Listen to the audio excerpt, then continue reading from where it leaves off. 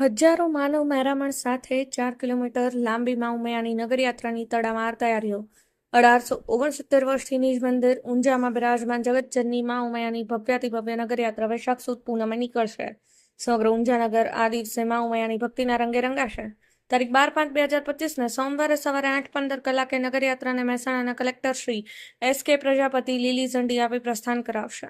સંસ્થાના પ્રમુખ શ્રી બાબુભાઈ પટેલ અને અન્ય હોદ્દેદારશ્રીઓની ઉપસ્થિતિ રહેશે.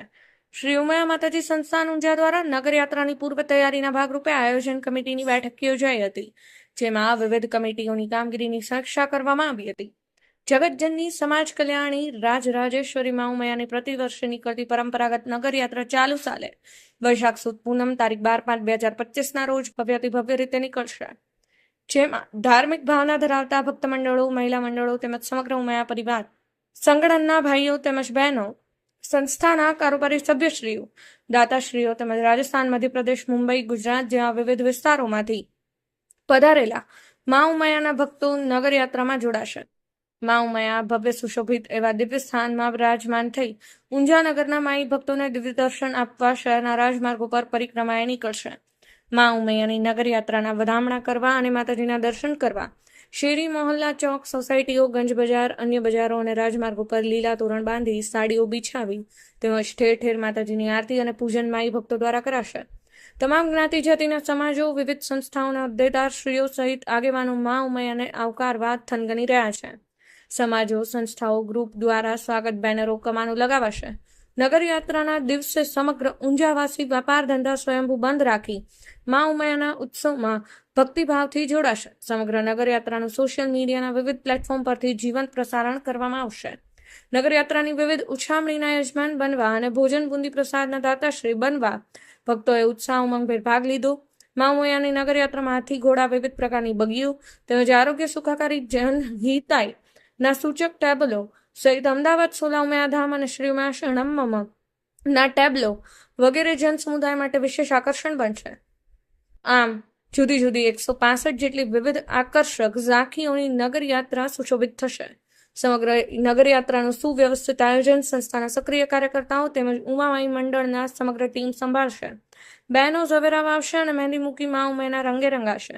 ચાલુ વર્ષે ભક્તોનો અને ઉમિયા પરિવાર સંગઠનના ભાઈઓ બહેનો ઉત્સાહ અનેક ગણો વધારે છે. સમગ્ર શહેરમાં મા ઉમિયાના સ્વાગત માટે જુદા જુદા સમાજો, સંસ્થાઓ, યુવા ગ્રુપ, નગરયાત્રીઓ તૈયારીમાં લાગી ગયા છે. આ નગરયાત્રા 8 કિલોમીટર રૂટની પરિક્રમા કરી નિજ મંદિર બપોરે 1.5 કલાકે પરત ફરશે. સદર માહિતી આપતા સંસ્થાના ઇન્ચાર્જ માનદ મંત્રી શ્રી જયંતિભાઈ પટેલ વધુમાં જણાવ્યું હતું કે મા ઉમિયા પ્રત્યેની શ્રદ્ધામાં અનેક ગણો વધારો થયો છે, તેથી આ વખતની નગરયાત્રા ઐતિહાસિક નગરયાત્રા બનશે. Bureau report. શું નામ તમારું? શું હતું? જયંતિભાઈ પટેલ. જયંતિભાઈ, શું કહેશો, ક્યારે નગરયાત્રા નીકળવાની છે અને આ નગરયાત્રાનું શું મહત્વ છે? નગરયાત્રા આગામી વૈશાખ સુદ પૂનમ અને 12/5/2025 સોમવારના દિવસે સવારે 8:15 કલાકે અહીંયાથી આગમન નીકળશે. ખાસ કરી અત્યારે જે આ નગરયાત્રા નીકળવાની છે એનું શું મહત્વ છે અને આ વખતે શું નવીનતા જોવા મળશે?